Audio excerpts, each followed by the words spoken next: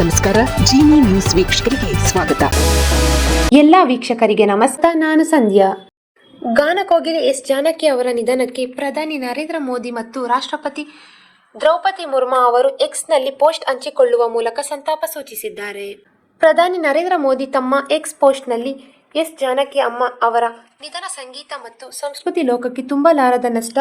ಹಲವು ಭಾಷೆಗಳಲ್ಲಿ ಅವರು ಹಾಡಿದ ಗೀತೆಗಳು ತಲೆಮಾರುಗಳ ಮನಸ್ಸು ಗೆದ್ದಿವೆ. ಪ್ರತಿಯೊಂದು ಭಾವನೆಗೂ ತಮ್ಮ ಧ್ವನಿಯ ಮೂಲಕ ಜೀವ ತುಂಬಿದ್ದರು. ಅವರ ಹಾಡುಗಳು ಮುಂದಿನ ಪೀಳಿಗೆಯನ್ನು ಮೋಡಿ ಮಾಡುತ್ತಲೇ ಇರುತ್ತವೆ. ಅವರ ಕುಟುಂಬ, ಅಭಿಮಾನಿಗಳು ಮತ್ತು ಸಂಗೀತ ಲೋಕದ ಎಲ್ಲರಿಗೂ ನನ್ನ ಸಂತಾಪ. ಓಂ ಶಾಂತಿ ಎಂದು ಪ್ರಧಾನಿ ನರೇಂದ್ರ ಮೋದಿ ಅವರು ಬರೆದಿದ್ದಾರೆ. ರಾಷ್ಟ್ರಪತಿ ದ್ರೌಪದಿ ಮುರ್ಮು ಜಾನಕಿ ಅಮ್ಮ ಅವರ ಅಗಲಿಕೆಯಿಂದ ಭಾರತ ಸಂಗೀತ ಲೋಕದ ಅಮೂಲ್ಯ ಧ್ವನಿಯನ್ನು ಕಳೆದುಕೊಂಡಿದೆ ಎಂದು ಬಣ್ಣಿಸಿದ್ದಾರೆ.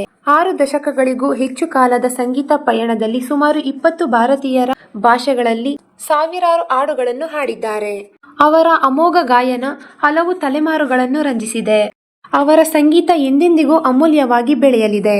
ಅವರ ಕುಟುಂಬ ಹಾಗೂ ಕೋಟ್ಯಾಂತರ ಅಭಿಮಾನಿಗಳಿಗೆ ನನ್ನ ಸಂತಾಪ ಎಂದು ಪೋಸ್ಟ್ ಮಾಡಿದ್ದಾರೆ.